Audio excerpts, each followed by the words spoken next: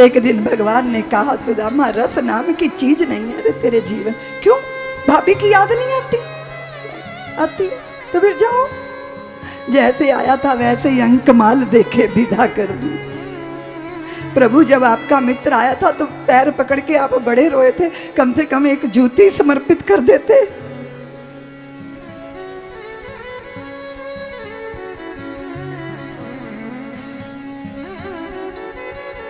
परमात्मा के चिंतन में डूबे हुए स्मृतियों की दौलत लेके लौटे जब सुदामा, तो सागर का किनारा वही है, पर मेरी कुटिया कहाँ है? मंदिर देख सुदामा ने देखा वो वैभव। अरे मैं द्वारा तो नहीं, कहीं द्वारका आ गया। अरे वो गवाक्ष में कौन खड़ी है? वो तो मेरी स्त्री लग रही है। हे भगवान, इसने इतना श्रृंगार क्यों किया? लगता है दुख के दिनों में ये मेरा साथ छोड़ के किसी श्रेष्ठी की हो गई, अब इससे मिलकर क्या करूंगा? लौट के जाने लगे तो सुदामा की पत्नी ने दौड़ाया, अश्वारोही दौड़े आए, अश्वों से नीचे उतरे, हाथ जोड़ के खड़े हो गए। स्वामी, आपको स्वामिनी बुला रही है। अरे क्यों व्यंग कर रहे हो? क्यों विनोद कर रहे हो? अरे मुझे गरीब को क्यों स्वामी कह रहे हो? स्वामी? और कौन सी स्वामिनी? रत्न जटित थाल में दिए सजाकर जगर मगर करती सुदामा की पत्नी सम्मुख आके खड़ी हुई, आरती उतारी, भीतर ले गई, आसन पे बैठाया, एकांत हुआ। सुदामा ने कहा, किसके घर में रहती हो? सुदामा की पत्नी बोली, तुम्हारी बुद्धि पे पत्थर पड़ गए? तुम्हारे घर के सिवा किसके घर में रहूंगी? नाथ, जिस दिन आप द्वारका गए उस दिन सागर में भारी तूफान आया। मैं अपनी कुटिया के दीवार द्वार को पीठ से टेक लगाकर बैठ गई। हे द्वारकावासिन, मेरी कुटिया की रक्षा करो। बादल गरज रहे थे, बिजली चमक रही थी, सागर भयंकर रूप धारण किए था। नाथ, किसी ने अर्गला से शब्द किया, मैंने द्वार खोला तो सामने द्वारकाधीश भगवान प्रकाशित करते, दिशाओं को मंद मंद मुस्कुराते। वे महामहिम भीतर आकर बैठ गए।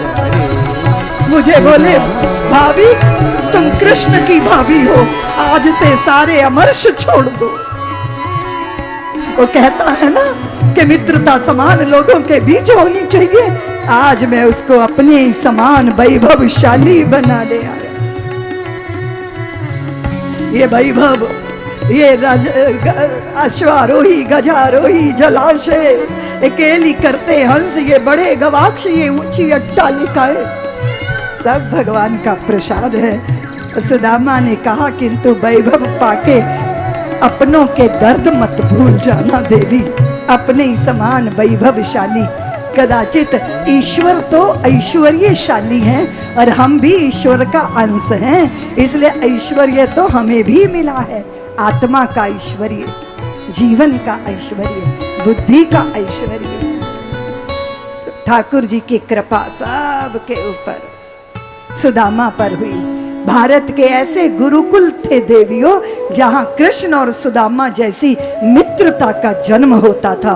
और आज हमारे बच्चे अपने प्रिंसिपलों की छाती पे गोलियां उतार रहे हैं। सोचिए भारत की शिक्षा का पतन कहां तक आकर हुआ। एक स्टूडेंट छुट्टी लेने के लिए दूसरे स्टूडेंट पे छुरा चला रहा है, ये दशा भारत की हुई। गुरुकुलों का ये देश कदाचित लौटे अपनी धुरी पर, अपनी जड़ों को सींचे। इसी आशा के साथ हम इस भागवत कथा को श्रवण कर रहे हैं। बड़ी पवित्र कथा है देवियों। सबको भगवान के दर्शन करने की लालसा है और ऐसा समय आया जब सूर्य ग्रहण हुआ कुरुक्षेत्र में, तो सबको लगा हम भगवान के दर्शन करेंगे, हम भगवान के दर्शन करेंगे। कान्हा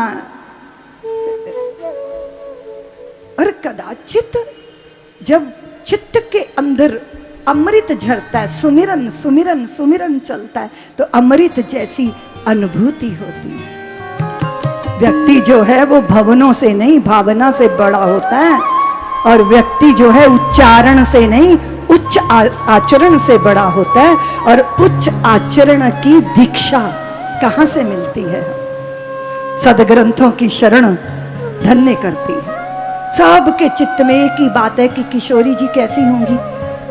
उस सूर्य ग्रहण में जहां हस्तिनापुर वाले और द्वारका वाले और ब्रज वाले सबका सम्मिलन हो रहा है, रुक्मिणी को लगता है भगवान हमारे पास शरीर से तो सदैव रहे पर चित्त से तो ब्रज में ही रहे। बड़ा सा चषक लेकर गई, गरम गरम दूध पिला दिया, किशोरी जी का दर्शन किया तो प्रश्न समाप्त हो गए, निष्प्रश्न चेतना हो गई। लौट कर आई तो भगवान के चरणों में बड़े बड़े फफोले पड़े थे, छाले पड़े थे। आपने अंगारों पे पैर रख दिया।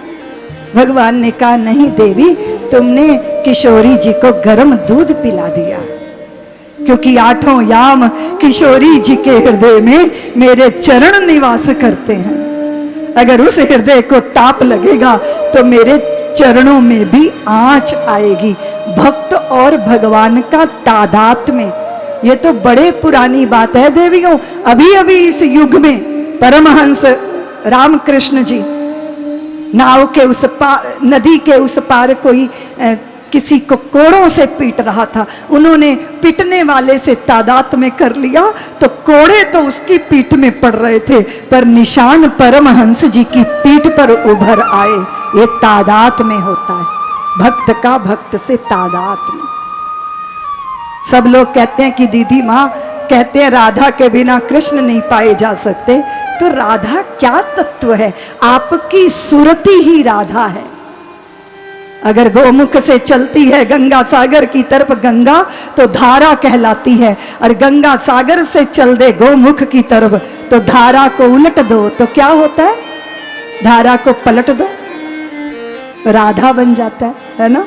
सुरती जब जगत का चिंतन करती है तो धारा, और जब जगदीश्वर का चिंतन करती है तो राधा। इसलिए चेतना ही है स्वामी और सुरती ही है राधा, इसलिए राधा स्वामी, और बिना राधा के स्वामी पाए नहीं जा सकते। यदुवंश के पुत्रों ने ब्राह्मणों संतों के साथ मजाक किया।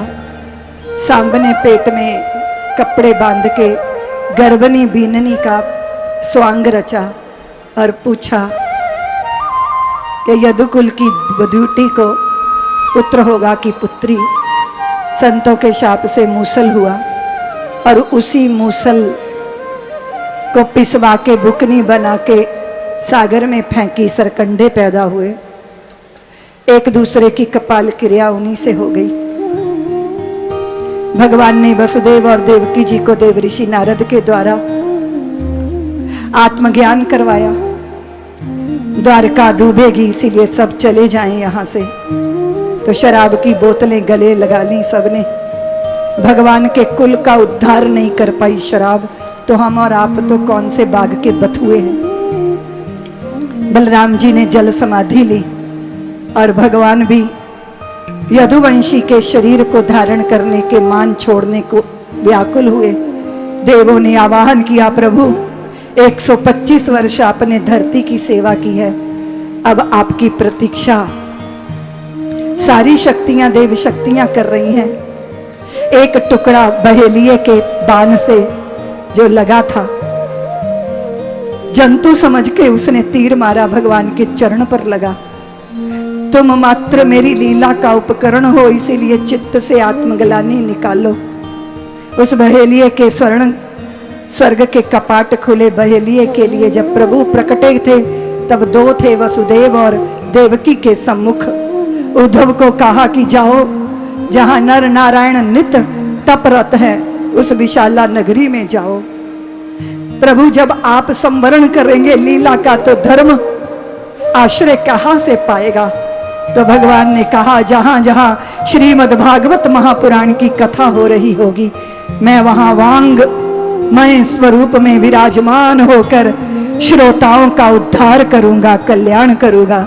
भगवान के आयुध अंतर्धान हुए, भगवान का तेज भागवत जी में समाया। सब्सक्राइब करें साध्वी ऋतंभरा जी के YouTube चैनल को और हमारे वीडियोस को सबसे पहले देखने के लिए बेल आइकन को दबाना न भूलें।